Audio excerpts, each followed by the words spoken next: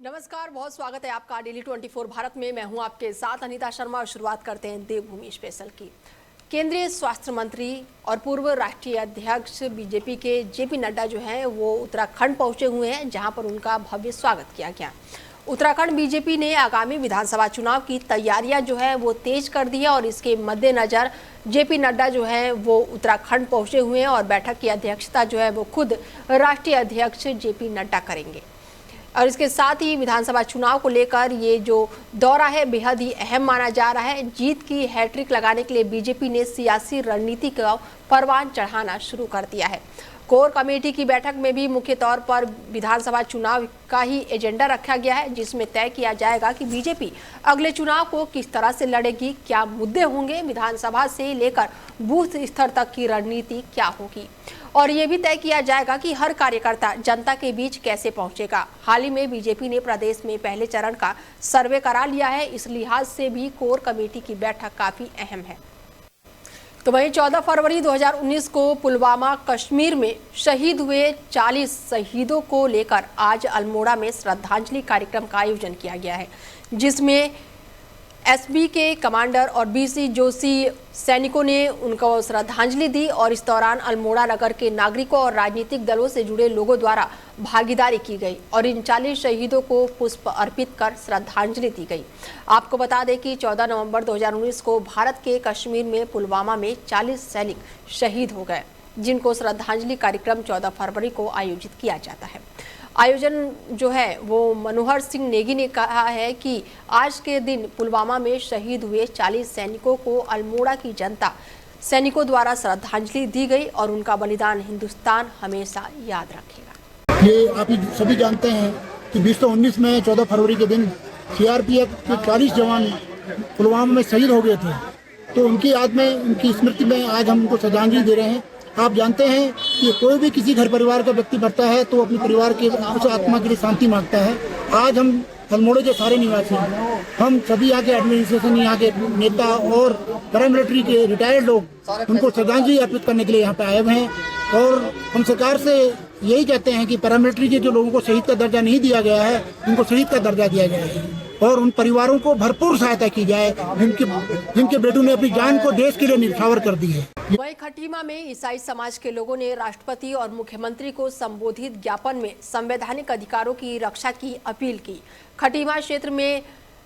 ईसाई समुदाय के मानने वाले लोग जो है वो रहते हैं और उनके द्वारा अपने निजी संसाधनों से अपने घरों में या फिर भूमि पर प्रार्थना भवन बनाए हैं, जिसमें समुदाय के लोग प्रति रविवार को प्रार्थना करते हैं। लेकिन कुछ स्वार्थी तत्वों के द्वारा जो सनातन धर्म की आड़ में इसको लेकर लगातार चर्चा कर रहे हैं और वो उनसे अभद्रता भी कर रहे हैं, चर्च को तोड़ने का भी प्रयास करते हैं, उनकी पूजा आराधना में विघ्न डालने का काम भी करते हैं और उन पर आरोप लगाने को लेकर राष्ट्रपति और मुख्यमंत्री को ये ज्ञापन जो है वो सौंपा गया है। दिक्कत है कि आज के समय में खटीमा में बहुत बड़ी जाति हो रही है मसीह समाज के साथ। हमारे जो प्रार्थना सभाएं चलती हैं उसमें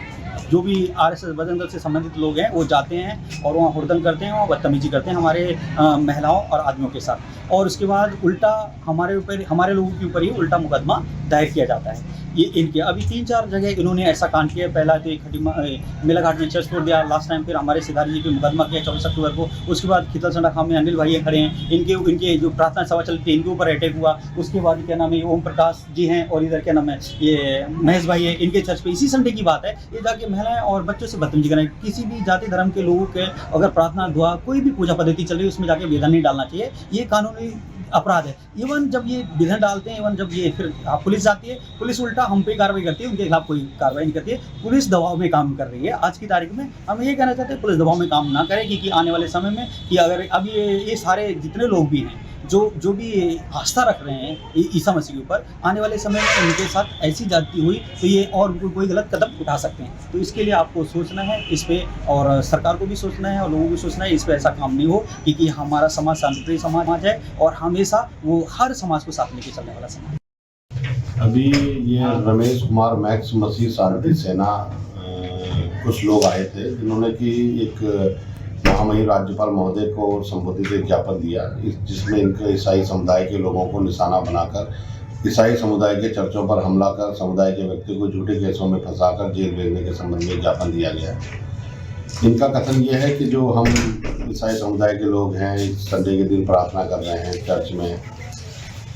तो हमें जो कुछ अन्य लोगों के द्वारा बजरंग दल या के द्वारा परेशान किया जाता है, तो लिहाजा इस पर रोकथाम की जाए और इसको सुरक्षा की जाए। तो ये महामहिम राज्यपाल को हम ज्ञापन का प्रेषित करते हैं। तो वहीं अल्मोड़ा पहुंचे केंद्रीय सड़क परिवहन राज्य मंत्री अजय टम्टा ने केंद्रीय बजट को लेकर कहा है कि केंद्र का बजट हर वर्ग को देखते हुए बनाया गया है, जो कि 2047 की परिकल्पना को दर्शाता है। बजट में जीएसटी, स्वास्थ्य, शिक्षा के साथ युवाओं के भविष्य का ख्याल रखा गया है। और इसके साथ ही उन्होंने लोकसभा में राहुल गांधी को नोटिस के मामले में कहा कि लोकसभा स्पीकर का पद सदन में सर्वोच्च होता है और उसमें किसी को भी नोटिस देने का अधिकार स्पीकर का होता है। उन्होंने कहा कि संसद नियमों से चलता है, जिसका पालन करना हर सदस्य का कर्तव्य है। 2026-27 का जो बजट है वो हमारे वित्त मंत्री निर्मला सीतारमण जी के द्वारा 9वीं बार रखा गया है और मैं समझता हूं कि जो बजट दिया गया है वो बजट एक प्रकार से आने वाले 2047 के विकसित भारत की संकल्पना को दर्शाता है। और जिन कर्तव्यों को लेकर हम सब लोग चल रहे हैं, चाहे पहला कर्तव्य आर्थिक विकास को गति प्रदान करना है, दूसरा कर्तव्य हमारे लोगों को महत्वाकांक्षाओं को पूरा करना है और बजट के साथ ही सभी वर्गों का ध्यान रखते हुए, सभी क्षेत्र का ध्यान रखते हुए सबका साथ सबका विकास की परिकल्पना को सिद्धार करता है। हमारी सरकार जो विकसित भारत को तेज गति से काम करने के साथ साथ 12 वर्षों में जो भारत की अर्थव्यवस्था मजबूत हुई है, स्थिरता आई है, वित्तीय अनुशासन रहा है, 7% की विकसित दर रही है और जीएसटी में जो सुधार आए हैं। और मैं समझता हूं कि जहां युवाओं को, कृषकों को, हमारे मेडिकल की शिक्षा को, हमारे रोड इंफ्रा को, हमारे जलमार्गों को, ये सारे चीजों को और गांव तक के विकास को, डेवलपमेंट को हर दृष्टि से बजट के अंदर प्रोविजन किया। तो वहीं अल्मोड़ा में आयोजित 21वें राष्ट्रीय विज्ञान संग्रहालय सम्मेलन का उद्घाटन मुख्यमंत्री पुष्कर सिंह धामी ने वर्चुअली माध्यम से किया और इस अवसर पर देश भर से आए वैज्ञानिकों, शिक्षाविदों और वैज्ञानिक संग्रहालयों से जुड़े लोग भी शामिल हुए। मुख्यमंत्री पुष्कर सिंह धामी ने अपने संबोधन में कहा कि विज्ञान और तकनीक आज के समय में देश के विकास की रीढ़ है। ऐसा आयोजन युवाओं में वैज्ञानिक सोच को बढ़ावा देता है और नवाचार को प्रोत्साहित करने में महत्वपूर्ण भूमिका निभाता है। सम्मेलन में केंद्रीय राज्य मंत्री सड़क परिवहन एवं राजमार्ग मंत्री अजय टम्टा भी शामिल हुए। उन्होंने कहा कि विज्ञान और तकनीक को समाज के अंतिम व्यक्ति तक पहुंचाना आज की सबसे बड़ी जरूरत है। ये अपने आप में ऐतिहासिक है और जितने हमारे साइंस सेंटर्स देश भर के होते हैं, साइंस म्यूजियम्स होते हैं,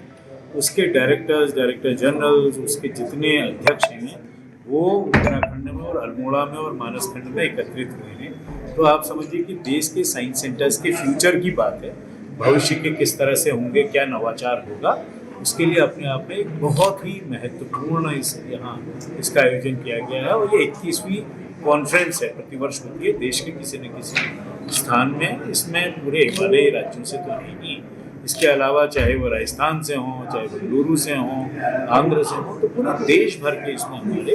यहाँ पर डायरेक्टर्स और उनके हेड ऑफ डिपार्टमेंट जुटे हुए हैं। और ये क्योंकि मानसखंड में हो रहा है और उत्तराखंड में क्योंकि साइंस सिटी बन रही है देश की 5वीं, और प्रत्येक जनपद में, जैसा माननीय मंत्री जी ने कहा, माननीय मुख्यमंत्री जी के आशीर्वाद से ये पूरे के पूरे 13 जनपदों में स्थापित हो रहा है। तो ये हमारा बहुत ही बड़ा सौभाग्य है कि हम जो 21st एनुअल यहाँ पर कार्यक्रम रखा है और ये देश में एक ही होता है हर वर्ष, और ये सौभाग्य हमारे उत्तराखंड को मिला है और उससे भी ज़्यादा सौभाग्य है कि उत्तराखंड को मिलने के साथ साथ ये सौभाग्य हमारे मानसखंड अल्मोड़ा को मिला है। मैं इसके लिए बहुत बधाई देता हूँ, शुभकामनाएँ देता हूँ। साइंस, टेक्नोलॉजी और सभी डिपार्टमेंट जिनके द्वारा ये आयोजन किया जाता है, और मैं भाई साहब दुर्गेश जी को बधाई देता हूँ, जिनकी प्रेरणा से ये सारे संस्थान पूरे उत्तराखंड के 13 के 13 जिलों को अंदर स्थापित हो रहे हैं। मेरी लोकसभा में लगभग 4 जगहों पर ये संस्थान स्थापित किए जा रहे हैं, कहीं हो गए हैं, कहीं थोड़ा काम बचा है। तो ये अपने आप में सौभाग्य है और इसमें पूरे देश भर के आज हमारे सभी साइंटिस्ट जुड़े हैं, जो भी हमारे ऐसे विज्ञान केंद्रों के साथ जो भी हमारे लोग पूरे देश में, चाहे वर्चुअल भी जुड़े हैं, और आज यहाँ आमंत्रित भी हो। और ये 3 दिन का सेमिनार है, ये अपने आप में बड़ा सौभाग्य वाले हैं। हमारा ये संस्थान 2 साल के अंदर करीब 30,000 विजिटर हमारे यहाँ आए हैं, जिन्होंने यहाँ पर देखा है, साइंस को समझा है, यहाँ की इस पद्धति को समझा है कि ये क्या क्या कर रहे हैं, कैसे इसका पूरा का पूरा ज्ञान जिज्ञासा उनका समाधान कर रहे हैं। चलिए अब आपको सीधे लेकर चलते हैं देहरादून, जहां पर 8वें दीक्षांत समारोह कार्यक्रम का आयोजन किया गया है, जहां पर मुख्यमंत्री पुष्कर सिंह धामी क्या कुछ कह रहे हैं, चलिए लेकर चलते हैं। चलिए, भारत माता की, भारत माता की। स्वामी राम हिमालय यूनिवर्सिटी के 8वें दीक्षांत समारोह के अवसर पर आज के इस दीक्षांत समारोह के मुख्य अतिथि, जिनका हम सभी अभी हमारे सभी छात्रों को, छात्राओं को जिनका दीक्षांत हो रहा है, उन सभी को आज यहाँ पर शानदार उद्बोधन प्राप्त होने वाला है। ऐसे भारत सरकार के स्वास्थ्य परिवार कल्याण एवं इस्पात मंत्री आदरणीय जगत प्रकाश नड्डा जी, उत्तराखंड सरकार के स्वास्थ्य एवं अनेक विभागों के मंत्री मेरे सहयोगी डॉक्टर धन सिंह रावत जी, मंच पर आसीन इस हरिद्वार लोकसभा के हमारे लोकप्रिय सांसद पूर्व मुख्यमंत्री आदरणीय त्रिवेंद्र सिंह रावत जी, भारतीय जनता पार्टी के प्रदेश के अध्यक्ष और राज्यसभा के सांसद आदरणीय महेंद्र भट्ट जी, स्वामी राम हिमालय यूनिवर्सिटी के अध्यक्ष डॉक्टर विजय दसमाना जी, कुलपति डॉक्टर राजेंद्र डोभाल जी, महानिदेशक श्री विजेंद्र चौहान जी, प्रतिकुलपति डॉक्टर अशोक कुमार देवरानी जी एवं यहाँ के हमारे स्थानीय विधायक भाई ब्रजभूषण गैरोला जी और मंच पर आसीन हमारे यूनिवर्सिटी बोर्ड ऑफ गवर्नर्स के सभी सदस्यगण, सभी आए हुए सभी अतिथिगण, मैं देख रहा हूँ अनेक अनेक संस्थाओं से बहुत सारे हमारे महानुभाव पहुँचे हैं, सभी उपस्थित भाइयों एवं बहनों, और आज जिनके निमित्त ये शानदार कार्यक्रम यहाँ पर हो रहा है, ऐसे सभी मेरे प्रिय छात्र एवं छात्राएं, मैं सभी प्यारे विद्यार्थियों का और आपके सभी अभिभावकों का भी आज मैं उनको भी बहुत बधाई देता हूं और अपनी तरफ से, आप सब की तरफ से हमारे सहज सरल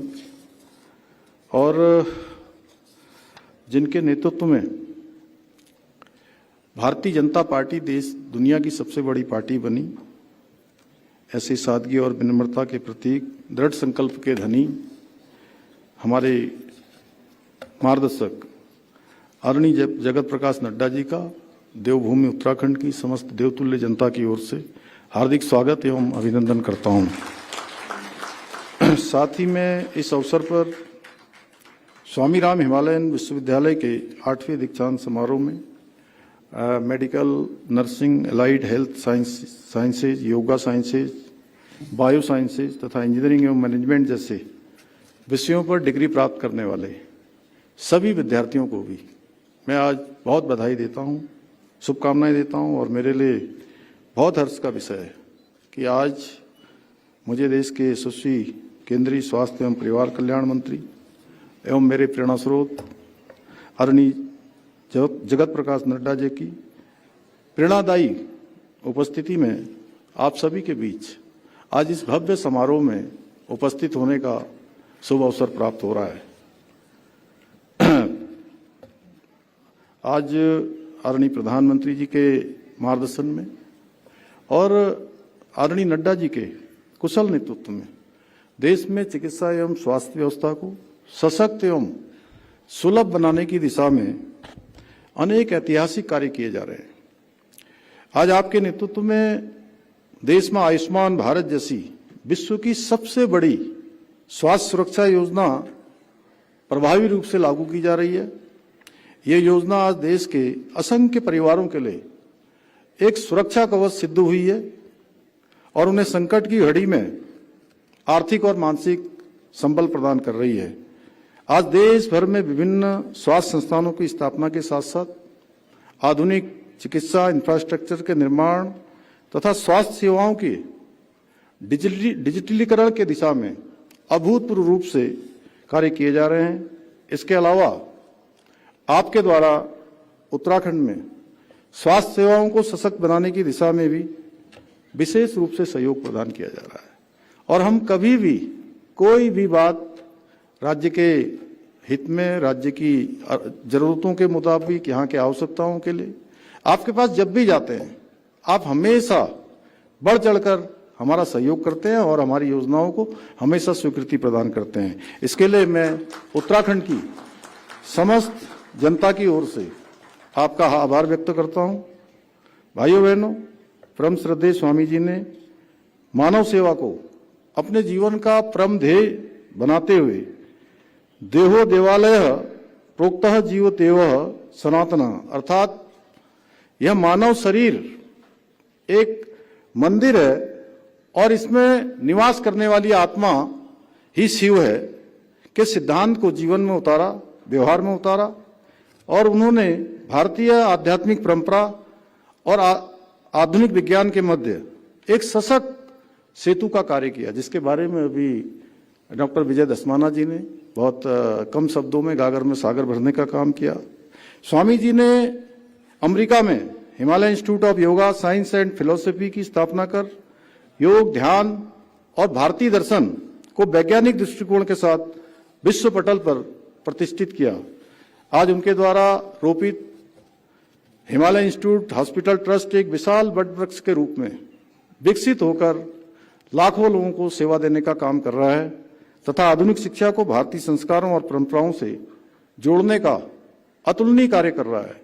टेलीमेडिसिन सेवाओं, हिमालयन संजीवनी क्लिनिक जैसी पहलों तथा दूरस्थ और पर्वतीय क्षेत्रों में पॉलिटेक्निक एवं स्वास्थ्य प्रशिक्षण संस्थानों की स्थापना के माध्यम से ये विश्वविद्यालय स्वास्थ्य और शिक्षा के अंतिम समाज के अंतिम व्यक्ति तक पहुंचाने के लिए बहुत सराहनीय कार्य कर रहा है। मैं इस सेवा के क्रम को अनवरत रूप से जारी रखने के लिए डॉक्टर विजय दसमाना जी और समस्त विश्वविद्यालय परिवार को साधुवाद देता हूं। भाइयों बहनों, आदरणीय प्रधानमंत्री श्री नरेंद्र मोदी जी ने बाबा केदार के धाम से हम सब के लिए उनके मुंह से ये उद्घोष हुआ था, एक शिव रूपी शब्द उनके मुखार बिंदु से निकले थे कि 21वीं सदी का तीसरा दशक उत्तराखंड का दशक होगा और उनके श्रीमुख से निकले हुए ये शिवतुल्य शब्दों को सार्थक करने के लिए हम पूरी प्रतिबद्धता के साथ निरंतर कार्य कर रहे हैं और बीते वर्षों में प्रत्येक सेक्टर में विशेष कार्य योजना बनाकर विभिन्न जन कल्याणकारी योजनाओं के माध्यम से प्रदेश के समग्र विकास को सुनिश्चित करने का प्रयास कर रहे हैं। आज हमारे खाली होते पहाड़ पुनः आबाद होने लगे हैं, जो कभी गांव पलायन की पीड़ा झेल रहे थे, आज फिर से वहां रौनक लौट रही है। बहुत सारे ऐसे लोग देश दुनिया में जिन्होंने अनेक अनुभव प्राप्त किए हैं, विशिष्टताएं प्राप्त की हैं, वो अपने गांवों को पुनः लौट रहे हैं, अपने पैतृक स्थानों को वापस आ रहे हैं और हाल ही में रिवर्स पलायन में लगभग 44% की वृद्धि दर्ज की गई है। आज प्रदेश के सड़क के क्षेत्र में उसके नेटवर्क में 2 गुना से अधिक की बढ़ोतरी हुई है, वहीं बिजली उत्पादन में 4 गुना से अधिक वृद्धि हुई है। इसके साथ ही आज उत्तराखंड में रोपवे का नेटवर्क हो, रेल का नेटवर्क हो, यह भी अभूतपूर्व उपलब्धियां हासिल कर रहा है। इतना ही नहीं, आज हमारे राज्य ने किसानों की आय में वृद्धि करने में भी देश भर में पहला स्थान प्राप्त किया है। इसके साथ साथ युवाओं को रोजगार उपलब्ध कराने के अवसर में भी हम देश के अग्रणी राज्यों के रूप में हमारा स्थान बना है। आज ईज ऑफ डूइंग बिजनेस में उत्तराखंड अचीवर्स, स्टार्टअप रैंकिंग में लीडर्स की श्रेणी प्राप्त हुई है। इसी प्रकार राज्य की सिंगल विंडो सिस्टम को टॉप अचीवर श्रेणी में पुरस्कृत किया गया है। यही नहीं, नीति आयोग भारत सरकार की 2023-24 की सतत विकास के लक्ष्यों को प्राप्त करने के इंडेक्स में हमारे राज्य को देश भर में पहला स्थान प्राप्त हुआ है। आज खनन के क्षेत्र में उत्तराखंड को श्रेणी सी राज्यों में देश में दूसरा स्थान मिला है। पर्यटन में भी हमारा राज्य आज नई बुलंदियां छू रहा है। उत्तराखंड को best wild life destination, best adventure destination के राष्ट्रीय पुरस्कारों से सम्मानित किया गया है। यही नहीं, राष्ट्रीय पर्यटन पुरस्कार 2024 में हमारे 4 गांव जाखौल, हरसिल, गुंजी और सुपी को सर्वश्रेष्ठ पर्यटन ग्राम घोषित किया गया है। वर्ल्ड रिस्पॉन्सिबल टूरिज्म अवार्ड में उत्तराखंड को 1 to वॉच पुरस्कार मिला है, जो सतत पर्यटन की हमारी दिशा को परिलक्षित करता है। हम मत्स्य विकास के क्षेत्र में भी हमने उत्कृष्ट प्रदर्शन किया है। सर्वश्रेष्ठ राज्य का राष्ट्रीय पुरस्कार भी हमें इस क्षेत्र में प्राप्त हुआ है। अभी हाल ही में हैदराबाद में आयोजित हुई अंतर्राष्ट्रीय विमानन सम्मेलन में उत्तराखंड को best state for promotion of aviation ecosystem सम्मान से भी सम्मानित किया गया है। इसके अतिरिक्त आदरणीय प्रधानमंत्री मोदी जी के मजबूत नेतृत्व में आज देवभूमि उत्तराखंड कई ऐतिहासिक निर्णयों का भी साक्षी बन रही है। देश में सर्वप्रथम यूसीसी लागू करना हो, मदरसा बोर्ड को समाप्त करना हो, सख्त दंगा रोधी, सख्त धर्मांतरण रोधी कानून बनाना हो या सख्त नकल विरोधी कानून बनाना हो, हम प्रदेश की भलाई के लिए कठोर निर्णय लेने से पीछे नहीं हट रहे हैं। भाइयों बहनों, आदरणीय प्रधानमंत्री जी के सहयोग से और उत्तराखंड से उनका जो विशेष लगाव का नतीजा है